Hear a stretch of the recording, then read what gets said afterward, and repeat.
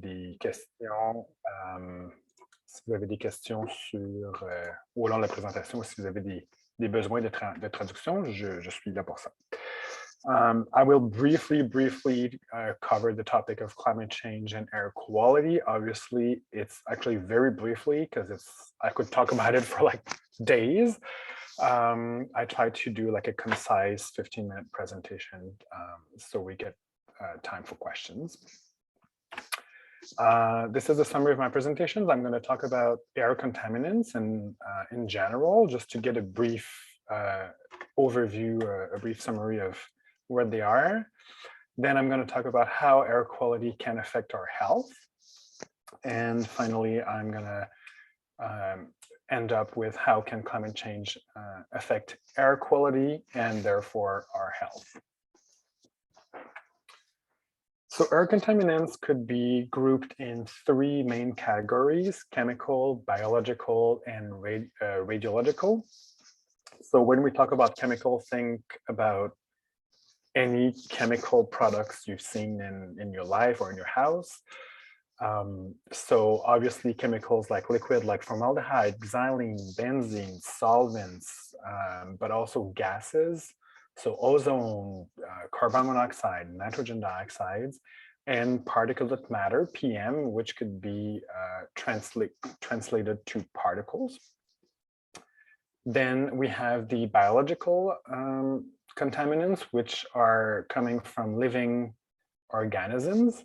So mold, for example, it's alive. It's alive. Pollen comes from obviously plants and trees and flowers. So they're living organisms.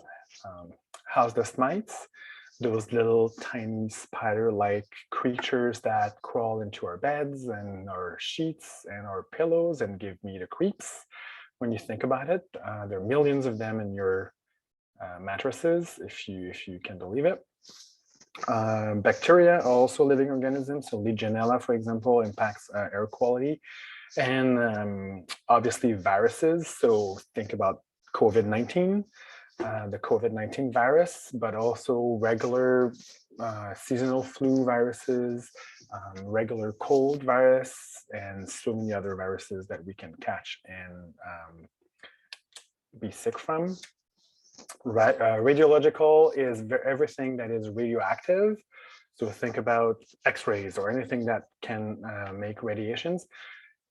For indoor air quality purposes or interests, it's I just put one here, which is radon, which is a radioactive gas that is commonly found in the soil, in the earth crust, and it could seep into our homes through the basement and accumulate to high concentrations and have health impacts. And I'll talk about it later.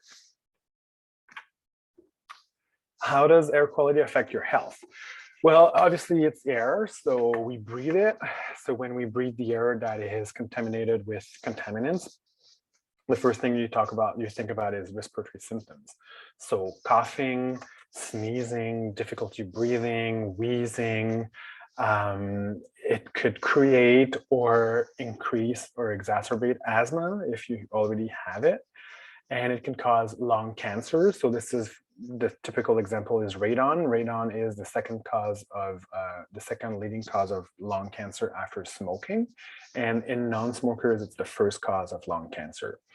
So these could be worsened, and obviously it depends of how much you're exposed to the contaminants, for how long, your current situation. Obviously, if you already have asthma, you're more sensitive to contaminants, and you're more sensitive to having worsened asthma symptoms. This is typically what comes into your mind when we think about air quality and the health effects of it. But also we have to think about other systems being impacted with air quality, and that is the cardiovascular system. So some contaminants, PM, for example, particulate matter, and CO and ozone, and a bunch of them can create cardiovascular symptoms. So heart failures, heart attacks, strokes. So these are symptoms that are not necessarily commonly associated with air quality in the general population, but more and more we find literature and proof that data that shows that you can have a cardiovascular effect, and other so many symptoms are kind of vague and not really specific. So headaches, fatigues, other types of cancer than lung cancer, liver cancer and pancreatic cancer and other types of cancer, confusion and death. That happens a lot with carbon monoxide, CO poisoning. So CO poisoning is very serious and it can cause death. And it often starts with those kind of symptoms like flu-like symptoms, headaches, fatigue, confusion, and people don't realize it could be a CO poisoning and they don't react accordingly, and it could lead to death. How does climate change affect air quality? So the effects of climate change on air quality are sometimes referred as indirect because they act on, they worsen things that could have an impact on air quality. So let's talk about natural events, for example. With the climate change, we're going to see more, and we're already starting to see more floods and more rainstorms and tornadoes and derechos. We learned that new term recently in the past 3 weeks with, we had a derecho, which is a very severe rainstorm in Ottawa that had a ton of, a lot of trees got, anyway, a lot of damages and even deaths. Obviously, when we talk about those water related events, we have more flood water, more infiltrations. That means we can have mold in your basement if you don't clean those properly. And if you don't dry the materials properly, but also think about bacterial hazards. Think about like a sewage backup, for example. Not only is water in your basement or in your living room or in your house, but it's dirty water and it's coming from a sewage. So I don't have to be more explicit. It's dirty water with bacteria and other stuff in it. So that also has an impact. It's not just mold growth because it's wet. It's bacteria everywhere. Extreme heat events. With extreme heat events, we will see more people spending more time indoors because they don't want to go outside because it's too hot, so they tend to stay inside. So you would be more exposed to indoor air contaminants. So on a daily basis, we produce indoor air pollutants because of our activities or cooking or from the furniture, from the building materials, from paints and varnishes that we use. So if you spend more time indoors because of an extreme heat event, you would likely get to be more exposed to those contaminants. With extreme heat events comes the increased use of air conditioning units. So for some systems, like the big cooling towers, the big industrial, big building type of cooling towers, it could be a risk for Legionella. So Legionella is commonly found in water to very small concentrations, but when it comes to a cooling tower, it could replicate and reach very high concentrations. And those could be, if the systems are not maintained well, it could lead to Legionnaire's disease.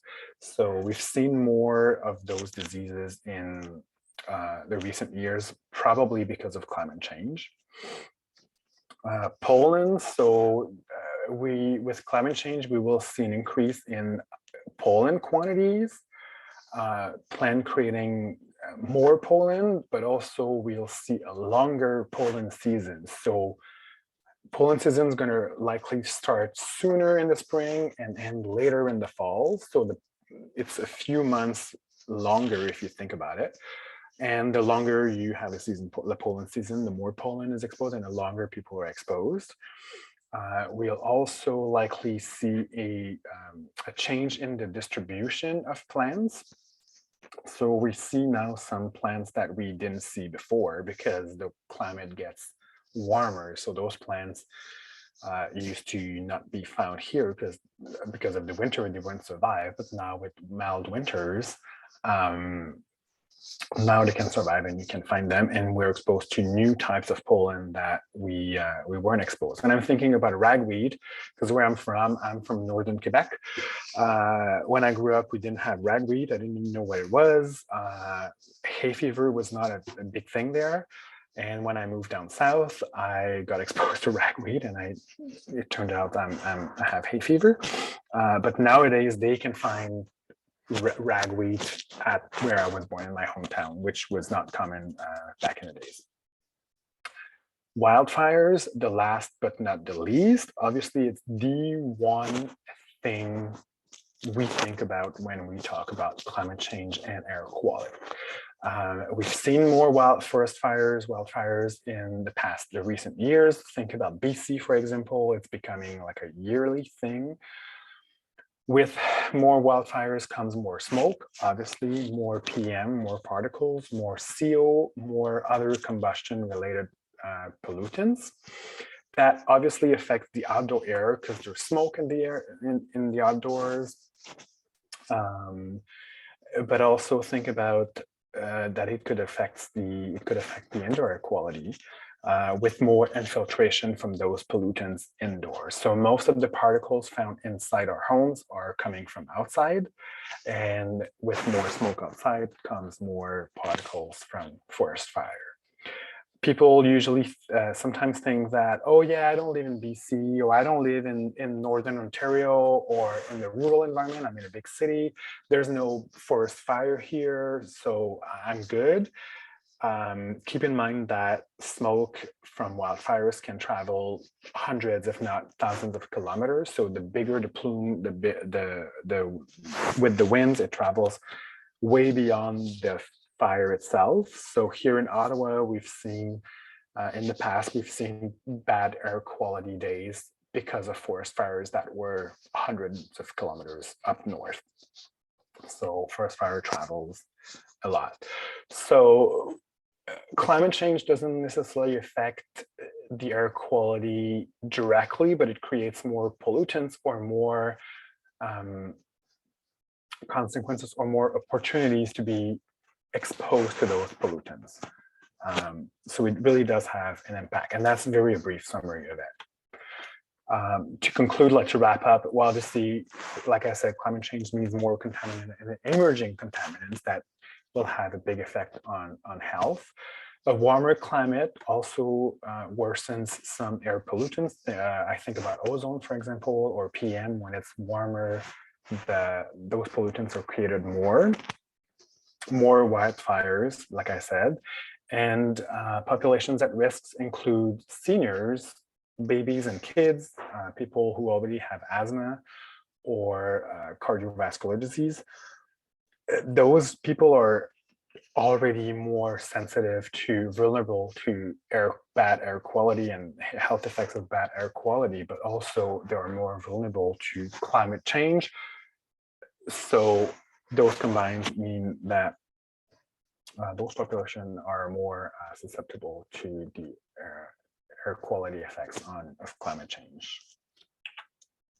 That concludes my presentation. So if you have any questions, this is our email address. I know it's a crazy air@hcscgc.ca email. We also have like a 1-833-1800 phone number. So if you have any questions afterwards about our publications, we do guidelines and stuff like that for air quality contaminants. But if you have any questions afterwards, give us a call or send an email, and we'll be happy to answer. And if you have any questions right now, I'm happy to answer them right now.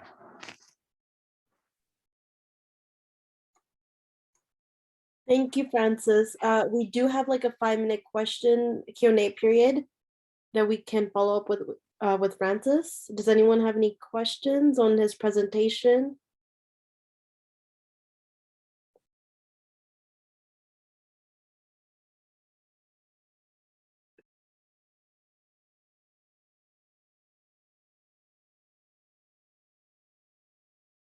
Well, I don't think there are any questions. Well, if you guys have any questions, you guys can reach out to the email, put it in the chat shortly. But next we have Saadia Hara from New Brunswick Environmental Network.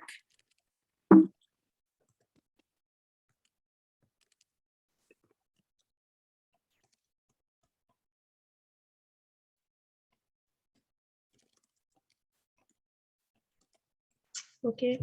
Hi, everyone. I am the coordinator for Health and Environmental Program for New Brunswick Environmental Network. I am more comfortable in French, but I will try to do my presentation in English, but sometimes I will switch in French. So today I want to present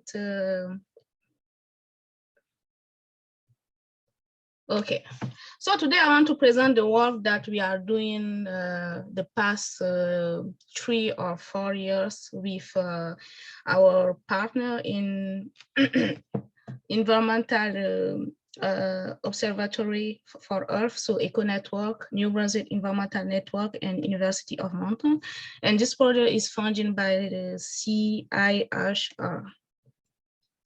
So I think I need to give like some background of the study. So we chose New Brunswick because the development is based on the exploitation of, how I can say, of natural resources. So rural communities are more at risk. There is need to find common ground to address cumulative impact. So that's why it's very important to have the integrative tool that we can use to more understand the cumulative impact of natural resource exploitation. So this work, we are doing this work with Eco Network. So Eco Network is an environment community health observatory network. And we are working with different people who work in different sectors like environmental sector, community sector, and health sector to develop an integrative tool and process that will help us to more understand the cumulative impact of natural resource extraction. So the NB Enviro Screen is one of the tools I developed for my master project. So this tool is based on the Carl Enviro Screen methodology, and that helps us to do like some comparison between community. So when I talk about the community, is more about the region, but the comparison is very, very relative and not absolute. And in this kind of tool, we can do like some integration with different type of indicators. So the environmental indicator, socioeconomic indicator, and health indicator. So the Carl Enviro Screen is the open access mapping tool developed by the California Office of Environmental Health Risk Assessment, and that helps us to develop an index to make a relative comparison of different geographical areas. So for the Carl Enviro Screen, we have two big group of indicator. We have pollution burden indicator and population characteristic, and in each a big group we have two subgroups. So for the pollution burden we have exposure and environmental effect, and for the population characteristic we have the indicator that represent the sensitive population. So when we talk about the sensitive population, is more about the health of the population, and we have the indicator that represent the socioeconomic factor. So we have like some statistic analysis to have the index and the map. So for the pollution burden, we have the score. So for each group of indicator here, we have the score of 0 to 10. So 0 to 10 for pollution burden and 0 to 10 for population characteristic. And when we put the two together is the 0 to 100. So each subgroup of indicator have a weight. For exposure, we have the weight of 1, sensitive population 2, socioeconomic factor, but for environmental effect, the weight is 0.5. So the methodology that we use, we will calculate that the percentile. After that, we can do the average of percentile to have the score, and the product of the score of the two big group of indicator give us what we call the Carl Enviro Screen. This formula we can use, we can have that in Excel. So the product between the average exposure an environmental effect with the sensitive population and socioeconomic factor give us the carnivore screen, but in our case, it is the New Brunswick, so we call that the NB Enviro screen. The methodology we use is more, I think is more deep than that. So in the end of my presentation, I will put the link for the carnivore screen site, and that will give everyone like some clear aspect of the methodology that we use. So for this project, we start to develop the NB Enviro screen. So we use the methodology of Cal Enviro screen to have the NB Enviro screen. And in the next few months, what we want to do, we want to adapt that more in the reality of the New Brunswick to have another version of the tool that we want to call the NB Eco screen, because the project is have a link with the Eco network. So the first thing that we did, we identify the list of environmental indicators that we use. Here, we have the indicator of the carnivore skin, and in another one, we have the indicator we use for the NB Enviro screen. And when we can see in the red, I put in the red the indicator that I add for the NB Enviro screen. So for example, for the environmental exposure, we have the PM 2.5 ozone, but I had two new indicators. So the indicator that represent the climate change. So we have the future precipitation, prediction of future temperature.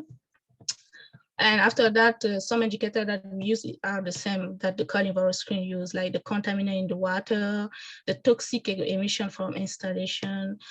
After that, we have the indicator for environmental effect. So we have the number of factors in the region, the affect drivers, so groundwater threat, contaminated site.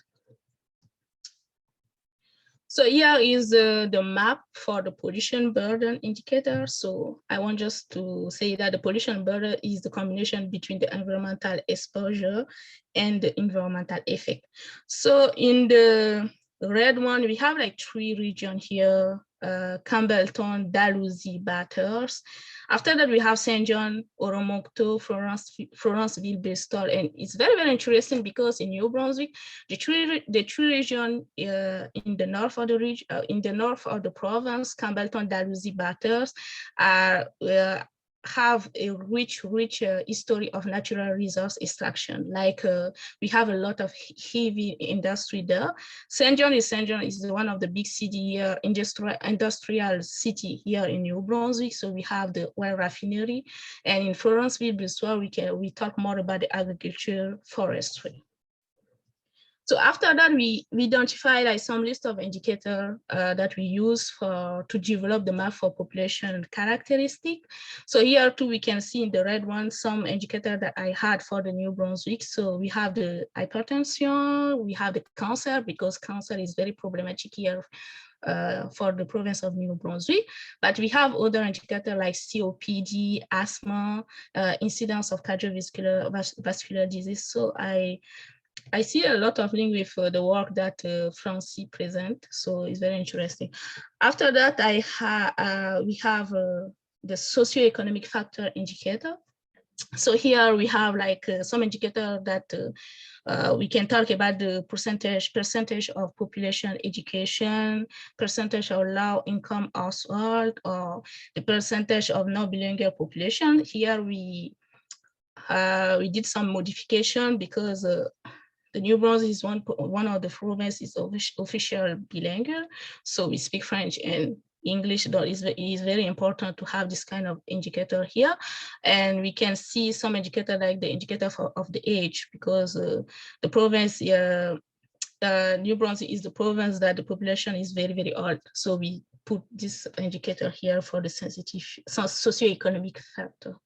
And I want just to say that we can see the link between the indicator we use with the pollution burden and the sensitive population, because when we talk about the asthma, or when we talk about the COPD, cancer, we know in some scientific study that we can see a link between some AV pollutant and this kind of disease. So after that, we developed the map for the population characteristics. So we have some regions, so the blue, I think the region in blue, so more blue is like a more vulnerable region. So we can see some similitude with the map I present for the pollution burden. One example is the three regions we have in the northern New Brunswick, Campbellton, Dalhousie, Bathurst too. We can see that in this map too. After that, we have another region in the north of the province, but we have a lot of region in the north of the province, and in New Brunswick, the north of the province is more French. So it's the Acadian people, it's most Acadian people, and we have some region in the south too, like Saint George, another region like Minto, Salisbury. So after that, we do the combination of the two maps. So the NB virus screen is more the combination between the pollution burden map and the population characteristic map. So when we have here, we can see that the three regions in the north are here. So the most vulnerable, Campbellton, Dalhousie, Bathurst. After that, we have, if we take the score of, I think 15 to 75 is Perth and Dover, Florence, Bristol, Nakawik. We have St. John, we have St. George, and we have Minto. And every region on this map, we can have like the link between the industry and the different indicators. So it's very interesting, I think, to use this kind of map to go far with the history of natural resource, because that help us to understand more the story of natural resource in the region, but to make a link between the socioeconomic factor, environmental factor, and health factor, because we have a lot of study that can make like the link between environmental indicator and health indicator, but it's very, very difficult to put that in one tool. So I think that is very interesting with this kind of tool. So after that, I want just to say that in our process, when we start to develop the tool, we had some amazing discussion with our key partner who are working in different sectors, health, community, and environmental, and some partner in academic too. So to identify together some indicator and to validate our process. And after the development of the tool, we did the discussion group. So with some member of government, academic, and community work with the community. So to have their feedback, and it's very interesting. So when we did some analysis of the result of the discussion group, what we can see is like a lot of people talk to us that we can use this kind of tool, to generate intersectoral discussion, to talk about equity, to talk about education, to develop like policy making. We can use this kind of tool to talk about the history of natural resources and to understand more the socioeconomic condition. And we have some discussion about the methodology, because the methodology is not perfect. I want to precise that the tool I develop can help us to make the relative comparison between the region is not absolute, and I use a lot of heavy indicator because I have a problem to have some indicator that represent more the forestry, fishery, or agriculture that are the reality of the New Brunswick. So my result is not perfect, but it's very interesting to see that some region that I see in the map have like a good history of natural resource extraction. So I want to say the NB EnviroScreen key aspect is that the NB EnviroScreen help us to understand more the history and context of natural resource extraction, and to make the link between the environmental, health, and social inequity. We need to include some indicator that will better represent the reality of New Brunswick, such as forestry, agriculture, and fishing. And this research help us to build intersectoral capacity to respond to the cumulative impact of natural resource development.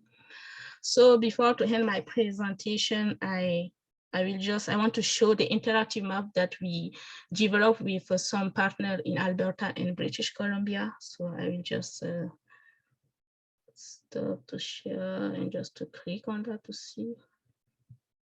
Okay.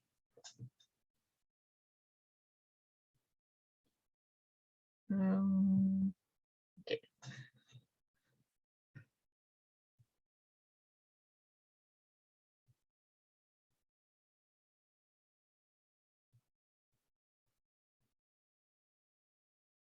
Okay. So this is the interactive map. I think it's just this is for our first version of the tool. So we developed that with our partner in Alberta and BC, British Columbia from EcoNetwork. So it's very interesting because we can click in each region and to go in deep in the region and to see that, you know, what is worse, what is better, and to see some link. Like for example, sorry, I think it's not showing on the screen. Oh, it's not showing? No, I think your presentation is still up. Okay. I will stop to share and I will try again. Here we go. Okay. So now you can see? Okay. Yeah. Sorry. So yeah, this is the interactive map that we have. So we can go like to click in each region and to see, you know, the list of indicators and to see what is better for the region and what is the worst one. So for example, if I take Dalhousie here, we can go in Dalhousie. So this is we use how I can say the health geographic unit to develop our map. So each community we have like a different local community on that. So in Dalhousie we can have the region like Belgium and other. So here we can see the cadmium, the heavy indicator. So here, and after that we can see the heart disease, hypertension, low blood health, and something like that.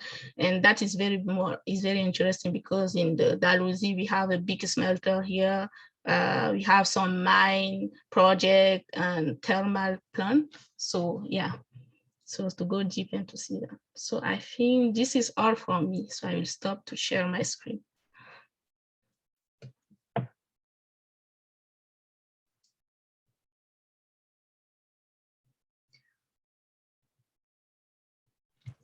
Okay, great. Thank you so much. That was really, really interesting. Does anybody have any questions?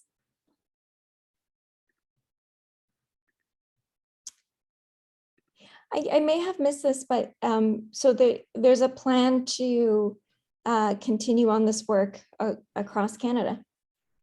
Yeah, we have a SEM study in BC with our partner in BC and in Alberta.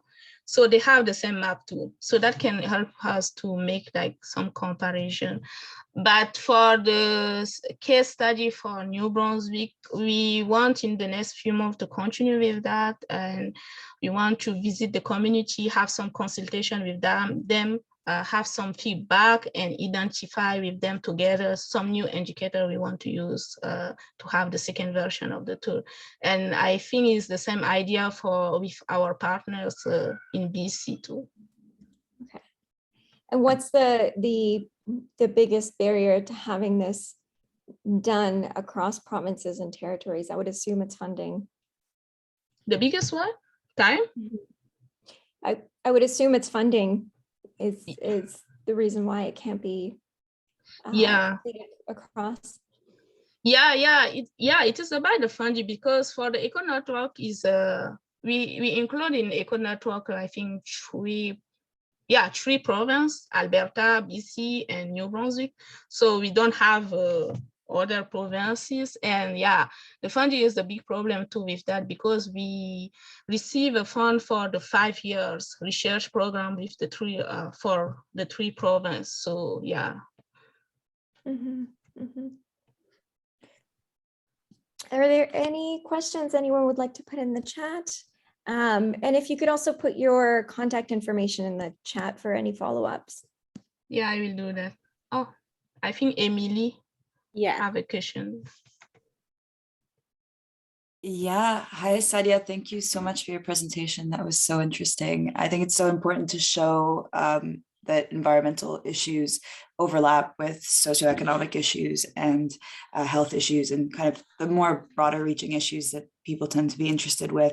I wonder, there's definitely, your map definitely shows a correlation between those different areas. Is there also kind of a cause and effect, like a relationship connection being shown there as well? Because I would imagine that that could be some pushback where it's like, okay, it shows correlation, but you know, beyond that, is there kind of that cause and effect relationship?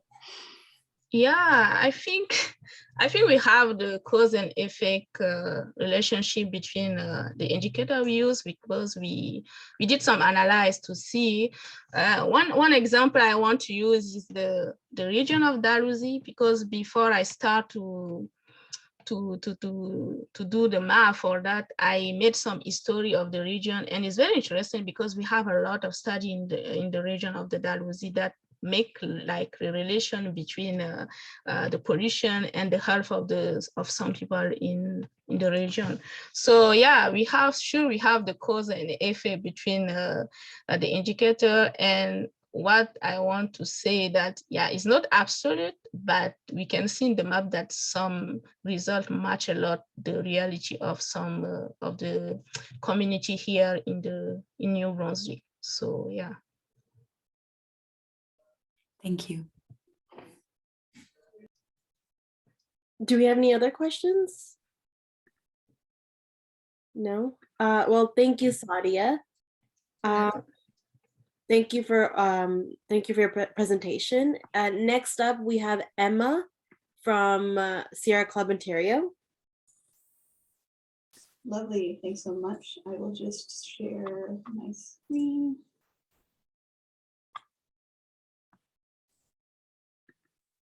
Okay, hopefully you all can see that all right. So I'm Emma DeRoy.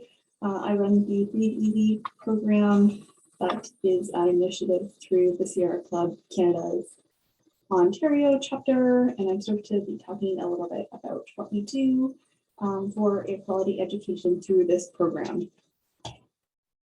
So just a little bit of a preamble for those who may not be familiar with Sierra Club Canada. So we are a national grassroots organization spread throughout Canada in a variety of different chapters, empowering people to be leaders in protecting, restoring, and enjoying healthy and safe ecosystems in whatever way best fits folks' skill sets and abilities. And we operate throughout Canada, in the Atlantic, the prairies, Quebec, and Ontario, of which I am part, to advance a variety of priority areas, including climate change, health, and sustainability, many of which intersect with the Breathe Easy program itself. And Breathe Easy was really conceived with the idea of how can we make the invisible problem of air pollution more visible? Certainly because air pollution is a problem that is often less tangible for folks and a bit more abstract. It often flies under the radar with respect to salient concerns that folks have about their environment. And so through a variety of initiatives through the Breathe Easy program, we're really trying to create more tangible intersections between air quality and other phenomena like climate change and its implications on our health. So Breathe Easy is a hyper-local grassroots air quality education program that is currently based in Ottawa. And this campaign is a collaboration between the Sierra Club Canada and Ecology Ottawa. So I would be remiss if I didn't mention their pivotal contribution to what we do in advancing air quality education in Ottawa. And our very broad goal with respect to the program is to connect people with the issue of air pollution and empower folks to make a difference. And this is really, salient with the overall ethos of Sierra Club Canada with respect to grassroots action and getting people involved in, whichever way best suits individuals. And we largely connect people with the issue of air pollution through experiential learning. We use handheld low-cost sensors, which we provide to residents to give folks an opportunity to see firsthand how widely air pollution can vary, both spatially and temporally across Ottawa. We're specifically interested in measuring PM 2.5 because of its disproportionate impacts on human health and also the efficacy with which these low-cost sensors measure PM 2.5. And broadly, our air quality programming through Breathe Easy rests on 3 priorities: education, communications, and research.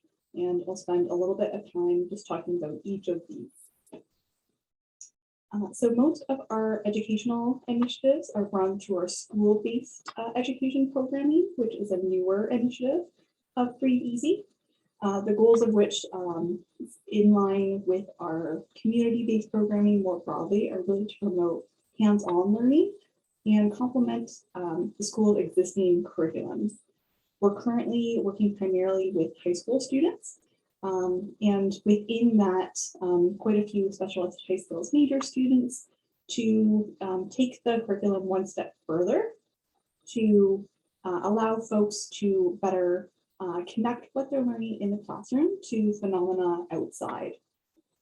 In tandem, we're also encouraging environmental stewardship to really promote these students to be environmental stewards outside of their classroom, connect with environmental issues, and the field of environmental science more broadly to widen the aperture about what it means to get involved in environmental science and to make those opportunities a little bit more tangible for students who may be considering environmental science post-secondarily. And so our school-based educational initiatives are split up into 3 main areas. Firstly, air quality education.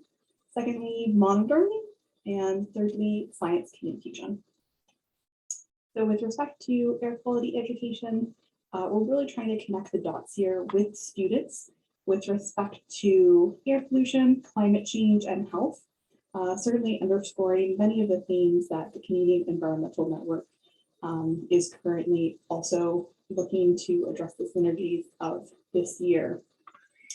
And in connecting these dots, we're trying to make the topic of air pollution a little less abstract and more tangible for folks in their own lives and what it really means to them and how they can get involved. Particularly, at a very basic level, just encouraging students to talk about and socialize the issue. As oftentimes we can get into an idea that other people aren't concerned about issues, and so we may hesitate to bring them up. But in socializing the issue, we're really kind of developing that grassroots foundation on which the program is based.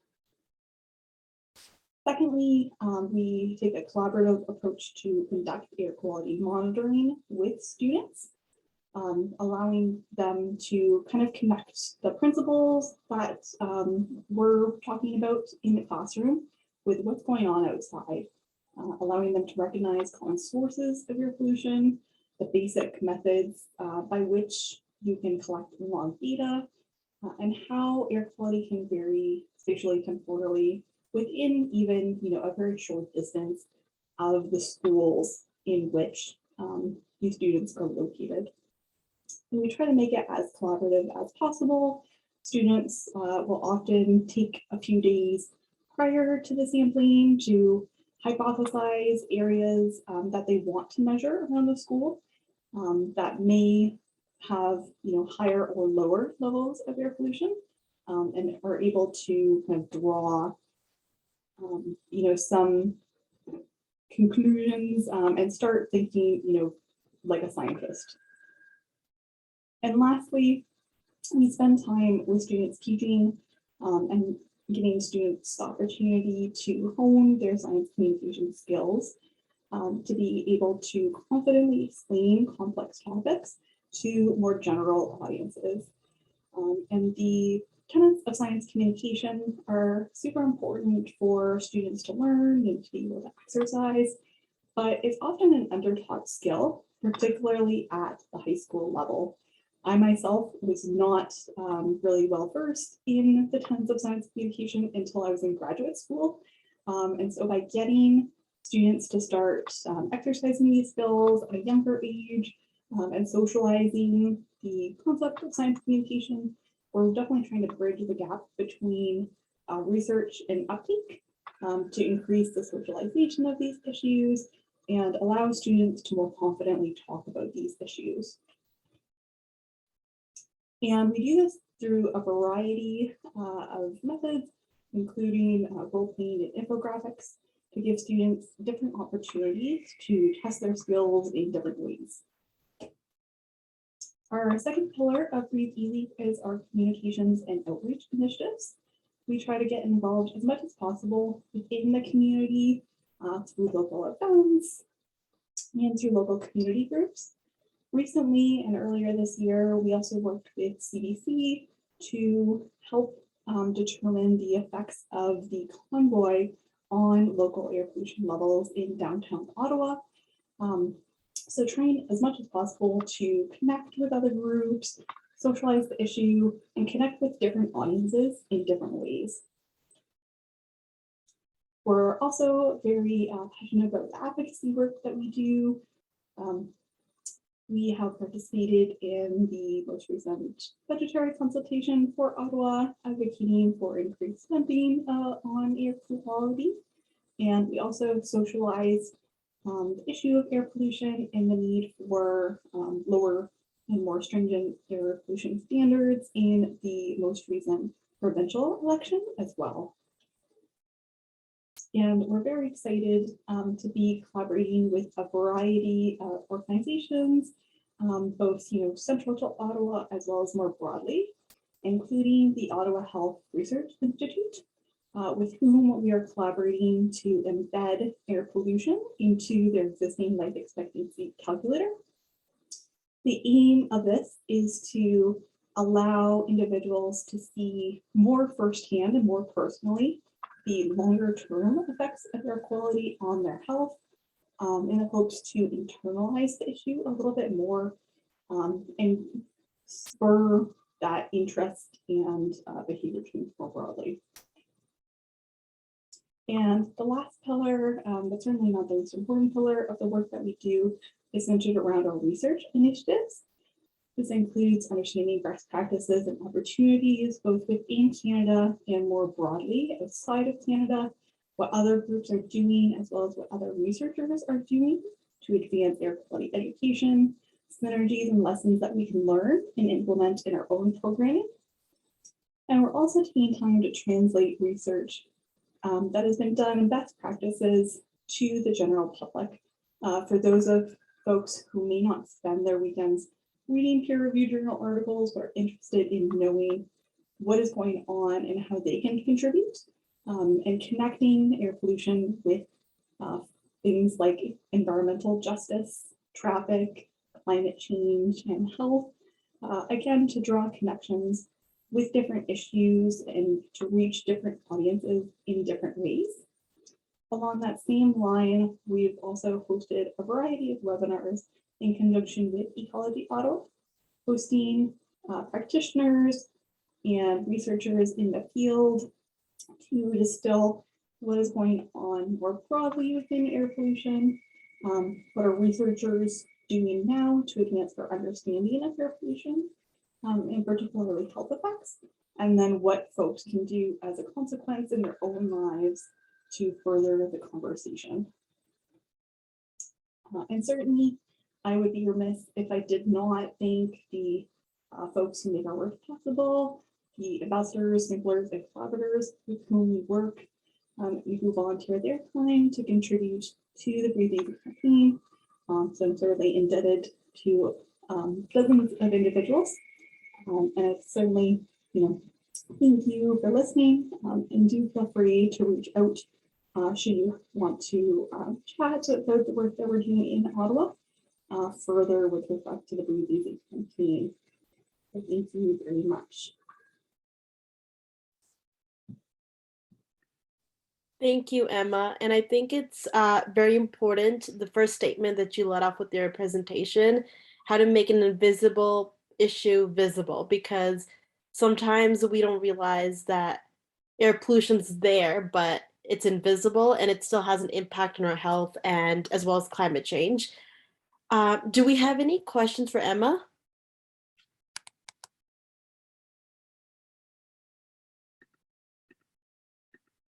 No? Okay, well, if anyone does have any follow-up questions, Emma can put in her email and other contact information. And if you want to learn more about the Breathe Easy campaign, you can email her. And I'm sure we would like to do something similar for other cities as well to educate and get an understanding of what it means to monitor our air quality, ensure we understand what's going on in our cities. Next, we have Melanie from New Brunswick Lung Association. Hi. Hi. I'm going to share my screen here.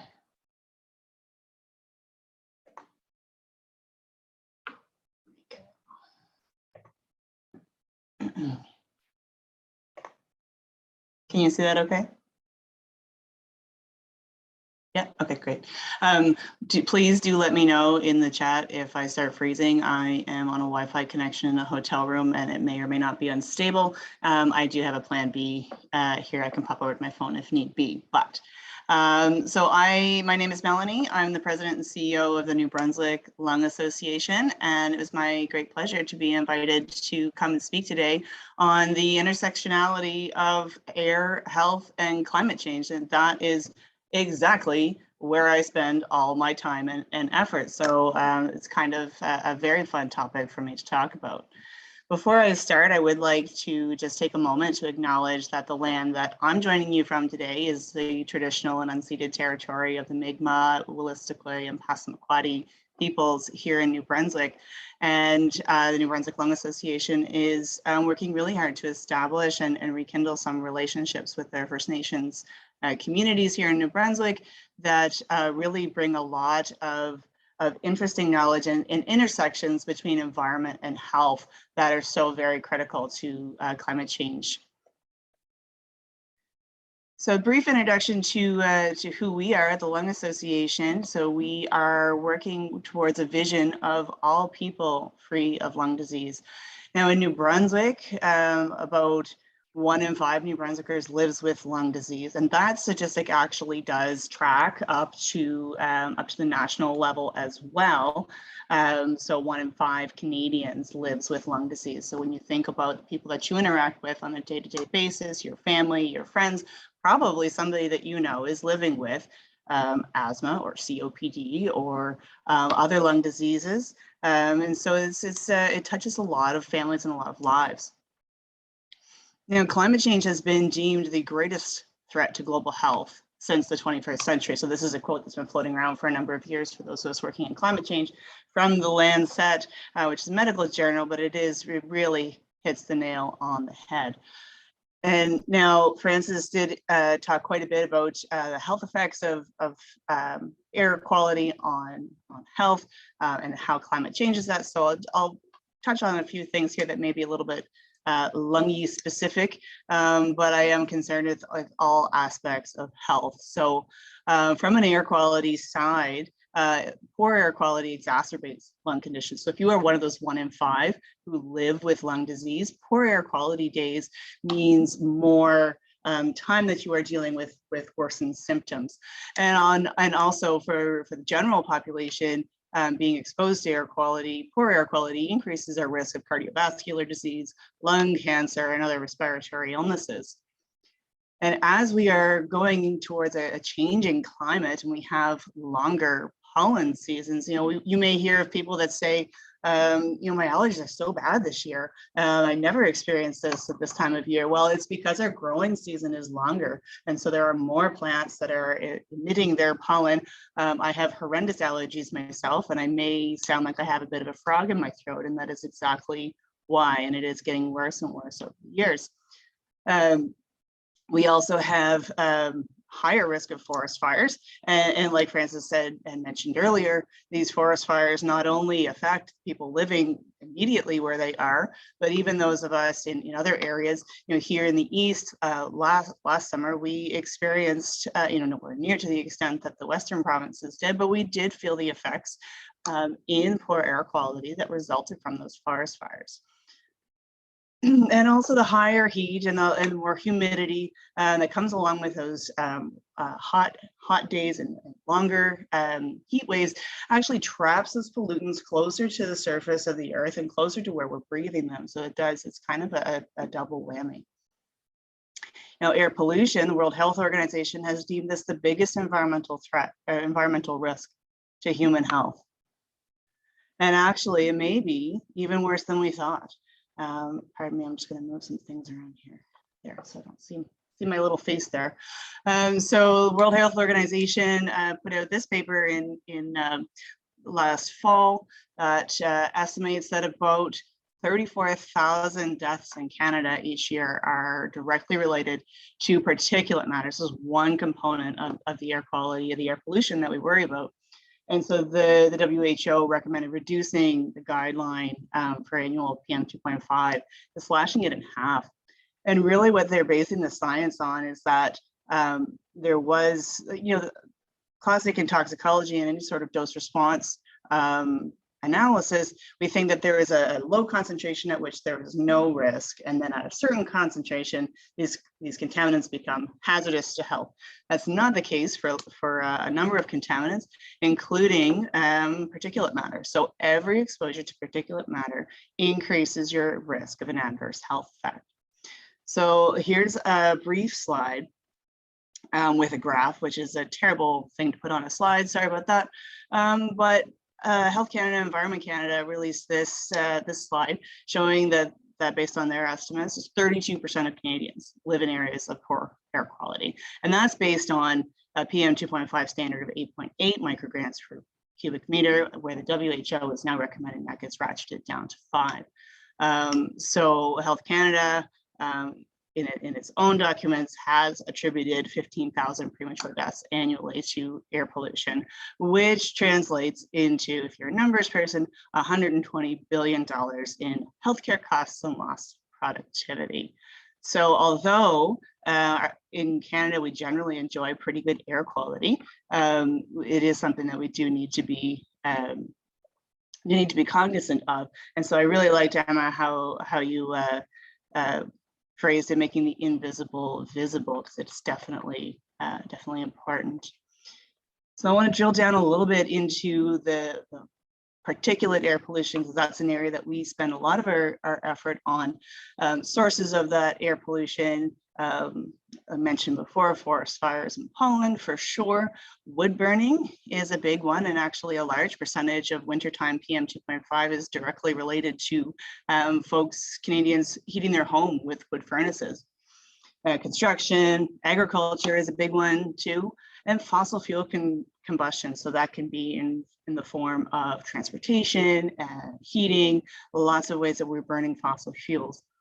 And that pollution can be localized or be transported over a wide range. And Saadia talked a little bit about socioeconomic and inequities when we talk about pollution and environmental health, and that's definitely at play with air pollution. You think of a number of low-income communities that have historically been situated near large highways or industrial facilities.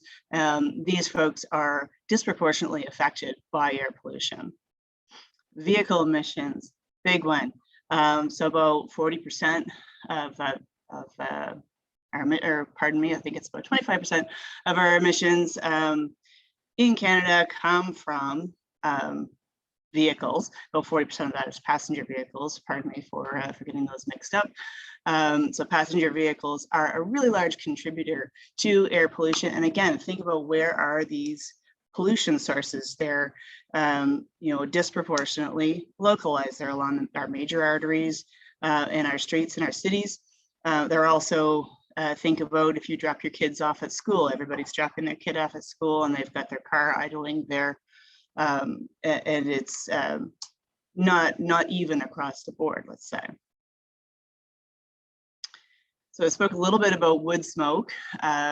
It's an area that the Lung Association in Brunswick has been working on for quite a bit. We convened a national summit a few years ago to bring together stakeholders from lots of different areas across the country and identify what the barriers are to cutting down on the amount of folks that are heating their home with wood, knowing that there is so many chemicals, including, but I'll focus in on PM 2.5 because it is really what I find the nastiest of the nasty in the wood smoke pollution. And so home heating, forest fires is obviously a source of PM 2.5. Backyard burning, you know, folks that like to have burn their brush in the spring or the fall when they're cleaning up their yard. People that like to have campfires, these sorts of things all contribute to air pollution on a local level. And that PM 2.5 is this teeny tiny irritant that gets deep into the lungs. It's so small that it passes by all the body's defense mechanisms for keeping out foreign matter and can get lodged deep in the lungs, cause lung tissue damage. It can get into the bloodstream and cause inflammation throughout the whole body. Another component of wood smoke is, in addition to the PM 2.5, well, black carbon is a component of the PM, of the particulate matter pollution. It's actually, it's what's known as a climate forcing pollutant. So if you think about a whole bunch of small black particles out in the air, and again, these are invisible to the naked eye, but we'll try to think about them as being, imagine if they were big blobs. And as the sun is heating up the earth in its general everyday cycles, but those black particles hold on to energy. And so it's actually forcing more climate change than there would be if there wasn't these black blobs out there in the air. And black carbon is a product of incomplete combustion of a number of things. So anything that we burn is never burned 100%. There may be some very, very specialized equipment that is extremely efficient and I don't know of, but generally there is something left behind. We're burning fossil fuels, we're burning biomass, residential wood burning, or even these larger wood, commercial wood boilers. There's always some black carbon emitted in them. What does that mean for lung health? When you're living with lung disease, increased pollution leads to more hospitalizations or days when your asthma symptoms are so severe that you can't get out of bed or you can't do your regular activities. Maybe you're fine most of the time, but on a poor air quality day, you can't go up the stairs without taking a break halfway up the stairs. There's actually documented increased emergency department visits in times when there's poor air quality. So it sends a lot of folks with acute bronchitis episodes and other acute respiratory symptoms into the hospital, and also documented cardiac episodes in the days following some poor air events. These implications for lung health is even more pronounced in young children. So on a weight by weight basis, a small child is exposed to a higher body burden of pollution than an adult is. They're also in a period of rapid development. They also breathe at a faster rate on a weight per weight basis than an adult does. So they're exposed to more pollution and their body is developing. And this can result in impaired organogenesis, very long word, but development of the organs and lung function as well. We see increased incidence of asthma in children that grow up in areas of poor air pollution. And we even see that lower birth rate, premature birth, disturbed development of the immune system in children that are born to mothers that live in areas of poor air quality. So it's not just people that are directly exposed, it can have multi-generational issues. And then I'm spending the last 2 days at this energy efficiency conference, so I thought to plop this slide in here too, as we are thinking a lot about energy efficiency and trying to reduce our emissions in our homes.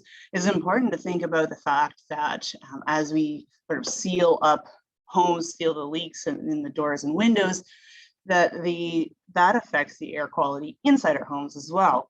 So the air quality, air pollutants inside the home can originate from outdoors. We think about if you live near a heavy traffic area, or you're near forest fires and you have outdoor pollution coming in. Those are sort of the extreme examples, but this happens at all levels of pollution. But also we bring a lot of pollutants into our home in the form of consumer products. You think about those Febreze sprays or a whole host, and I could do a whole other talk about the common toxic chemicals we find in consumer products, but that's a topic for today. And also any sort of combustion sources. So if you have a stove that's natural gas fired, these all bring pollutants into the home that can be sort of trapped inside the home as we try to make them more efficient. So it's something that we need to think about both sides of the coin.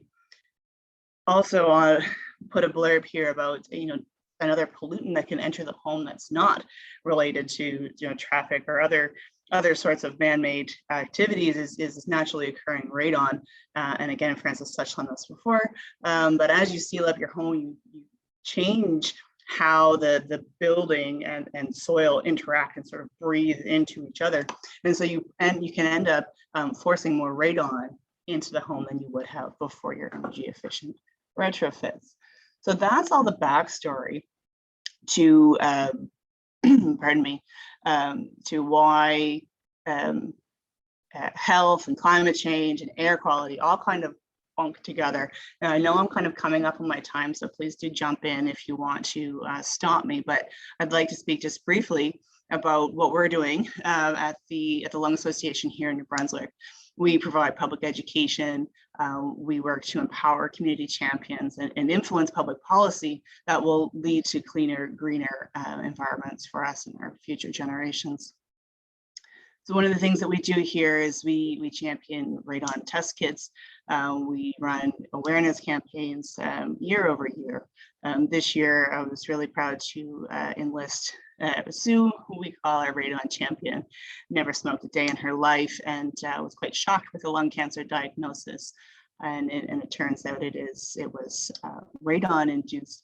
And in New Brunswick, about 20% of homes test high in radon. So it's an area that there's definitely a need for public education, and we're working hard on that file.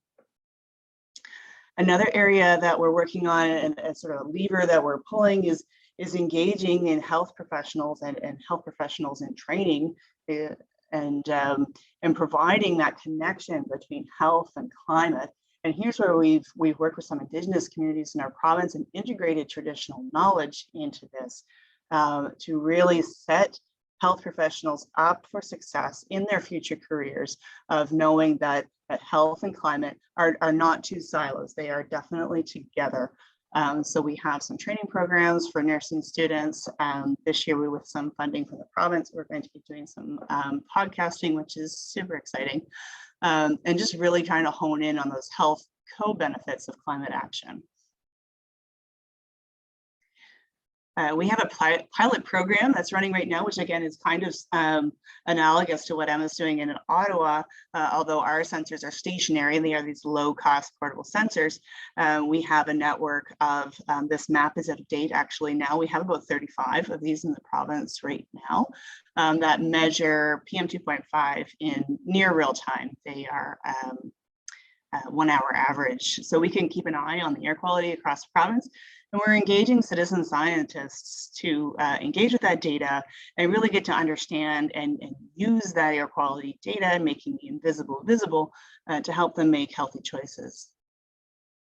So we've coupled that with a number, that pilot program with the sensors is a great springboard for a number of public education opportunities. So we run, social media campaigns, such as with the infographic on the left. We also took that program into schools last year.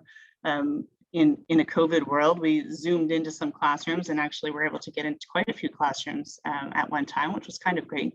And then we provided the teachers with some worksheets where their students could interact with the data on the map that I had on the previous slide and understand why is the air quality different in New Brunswick than it is in downtown Toronto, than it is in BC. And sort of getting these young children thinking about the things that influence the air quality, and then also understanding the health effects. So one piece here, again, health effects, air pollution. The New Brunswick Lung Association was involved with Environment Canada and Health Canada in developing the Air Quality Health Index. So it's a really handy tool, and I'm so pleased that quite recently, I believe it was in April, that the AQHI is now a lot more accessible on the WeatherCan app. So when you have some time, want to play around with your WeatherCan app, know that you can set up air quality health index alerts. So if you are a person living with lung disease and you notice that you have increased asthma symptoms when the AQHI is at a 3, which maybe for some folks doesn't affect them, but for you it does, you can set up your alert to let you know that it's going to be at a 3 today, a forecast for 3 tomorrow, and you can plan your outdoor activities accordingly. Another campaign that we run here in New Brunswick is a electric vehicle awareness campaign, education, helping to encourage EV adoption, which this year has ballooned out from just New Brunswick, and now we are working at an Atlantic-wide scale to help folks understand, get over that learning curve of the new technology, and also think about how this technology could work in their lifestyle, given that we have really harsh winters here, and we're quite rural, so there are quite a few barriers there. So we've developed a number of test drive opportunities for folks across the province over the next several months, and develop this information sharing website and capacity building opportunities here, really trying to just accelerate that adoption and that transition into electric commuting. And with that, I've got my contact information there.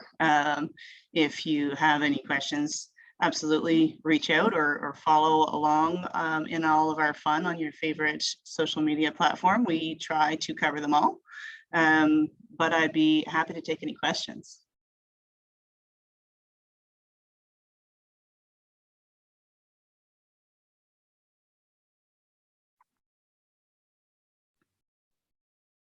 I actually do have a question. When we look at the air quality index, why would you say that 3 is like a lot for certain people? Because it says that there's low risk. Yeah, so there's actually one piece that I sliced out of that slide is there's standardized messaging for the AQHI as a scale of 1 to 10. There's this messaging for the general population, and there's messaging for the at-risk population, but everybody's a little bit different. And so what we like to approach communication with the AQHI with folks is to understand, where is it that you experience the symptoms? What's your number? Where do you fall on this spectrum? Because we put together this AQHI and standard messaging based on a whole lot of averages. And that could be very different from one person to the next. You think about someone with asthma who's maybe 12 years old, compared to someone who has asthma who is 92 years old. They have other health conditions that may be factoring in there. So what we had always tried to do in the past was get people to check that AQHI and notice where their symptoms were flaring up and where they needed to do some management actions on their own. Maybe don't take a walk outside today, do your exercise indoors. But now with it much more accessible at your fingertips, I'm pretty excited about that. Do we have any other questions for Melanie? I don't necessarily have a question. It was, but I do, the percentages on radon and the story of the, can't remember what her name was with lung cancer from it. Sue was really heartbreaking, and now I'm very curious about my family members that live in these older homes that potentially might be at higher risk, and I'm wondering about easier ways or ways for them to check Yeah, so I'll just jump in and say it has absolutely nothing to do with the age of the home. Radon comes from the bedrock underneath your feet. So that's the major influencing factor. But the way that the radon can get from the subsoil, a subslab environment into the house is dependent on building characteristics and also building occupancy characteristics. So if you're the type of person who likes to crank the heat to 25 degrees in the winter, you're going to be driving more of that subslab air into your building, and we don't need to get into all those thermodynamics. But really, the long and the short of it is radon is in every home. The question is how much, and the only way to know is to test. The tests are super simple to do and relatively inexpensive. Not to put a plug for us, but I will. We do have them available on our website to buy. So we source at bulk pricing some really easy to use kits that they follow the Health Canada recommendations for what the analysis should be, that sort of thing. And all it is I'm doing this, but like it's a little plastic puck thing. And all you have to do when you get it is take it out of its Ziploc baggie and set it somewhere. If you have a finished basement, you would put it in the basement. If your basement's just for storage, you would put it on the main level, the lowest level of your house that's lived in, and you just leave it for 3 months. And it takes its readings, and then you send it off to the lab. So once you know what your level is, you know whether or not you need to take some corrective actions. There are corrective actions that you can take that can lower those concentrations by 80, 90%. It's very, very, very effective. So if you know you have a problem, you can fix it. And there's a number of certified, CNERP, what does that stand for? Canadian National Radon Proficiency Program, certified mitigators in most provinces. Newfoundland doesn't have one yet, but we're working on it. And I would hope that it's, within the responsibility of a landlord to fix this. I'm also curious about, again, you might have mentioned this, but it has, I would assume it has to do with exposure over time. Yeah, definitely. So it's more of a lifetime exposure that you're worried about. So what Health Canada recommends right now is that if your concentration in your home is over 200 becquerels per cubic meter, that you take action within 2 years. Gotcha. And so in Sue's case, her concentration was 1200. So she was in a very hazardous situation. And so she put in a mitigation system and got that down to a manageable level, so it's not hazardous for anybody else. Definitely not ideal. She's very candid about it, and I just love her to death. She feels a responsibility to share that story because she says that, from a socioeconomic perspective too, she said, I am costing the healthcare system a lot of money as they treat this lung cancer. And she said, this could be avoided. I wish I had have known, when I bought my house to do this test, and I would have taken those actions, and then we wouldn't be in the pickle that we're in now. So she's been very supportive of our initiatives to get that awareness out that it's really important to test. Wow, this is incredible. Thank you so much. You're so welcome. Are there any other questions? I actually have another question as well.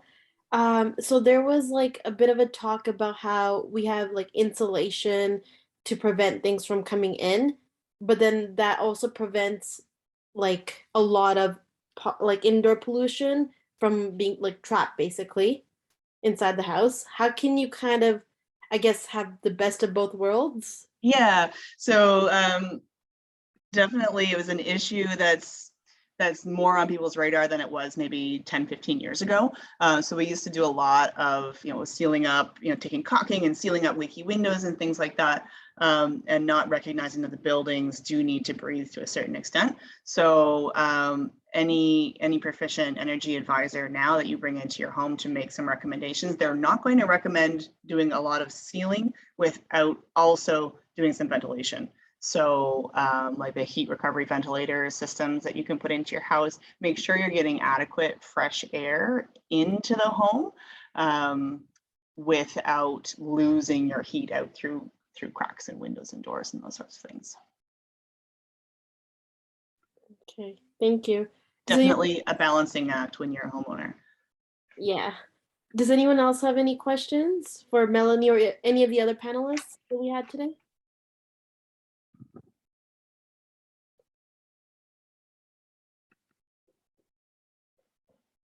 You have a quiet audience. Thank you so much to everyone and to all our speakers. And I'm really glad that we could do something for Clean Air Day. And I think national days are really important to take a look at our efforts and what we can do moving forward, and to celebrate the actions that are being done on clearly very important topics. I mean, it's left me with a lot to think about, both personally, within my family, within my community, and across Canada. So thank you very, very much.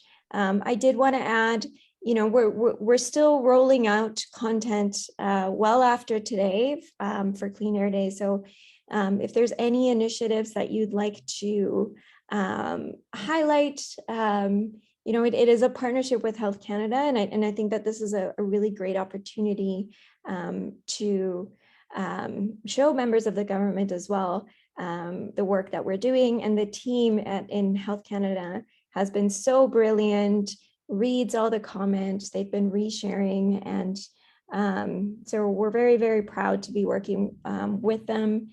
And feel free to reach out. I'm just going to put my email once more in the chat. So thank you so much, everybody, and thank you to our speakers. And a happy Clean Air Day. Thank you. Yeah, I'd just like to add again, thank you to all the speakers. Thank you to all the people who attended the event. It was great seeing all of you and hearing all of you speak. And I will try to send out a list of emails of all the speakers so that if you have any follow-up questions, you can send them an email or reach out to them. And yeah. Thank you so much. Take care.